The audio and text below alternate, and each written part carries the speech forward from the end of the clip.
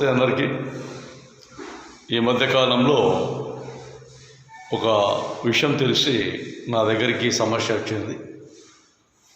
కొన్నేళ్ల క్రితం ఒక ఇంటర్ క్యాస్ట్ మ్యారేజ్ చేసుకున్నారు ఒక దంపతులు ఇద్దరు. తర్వాత వచ్చేసి వాళ్ళ సంపాదన కానీ వాళ్ళ కుటుంబ విధానం కానీ భారం అయిపోయింది. తర్వాత వచ్చేసి నాన్న కానీ అమ్మ కానీ అన్నదమ్ములు కానీ ఆ అమ్మాయికి చేరువలో లేరు, వదిలేశారు, పోతే పోనీ అనేసి.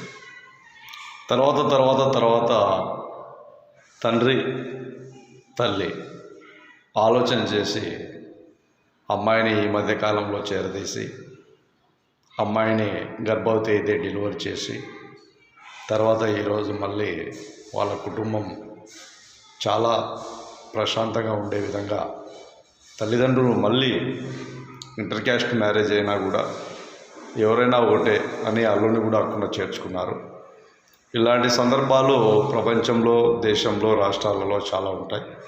ఒకసారి పెళ్లి చేసుకోవాలని డిసైడ్ అయినప్పుడు ఒకసారి తల్లిదండ్రులకు కూడా తెలియజేసే విధంగా, తెలిపే విధంగా, వాళ్ళను ఒప్పించే విధంగా కూడా ఇద్దరు యువత, అమ్మాయి కావచ్చు అబ్బాయి కావచ్చు, ఒకసారి ఆలోచన చేసి తల్లిదండ్రులను కూడా ఒప్పించే ప్రయత్నం చేసి పెళ్లి చేసుకొని జీవితాలను ఇబ్బందులు లేకుండా, ఇబ్బందులకు గురి చేసుకుండా జీవించాలని మహాజన రాష్ట్ర సమితి తెలియజేస్తాం.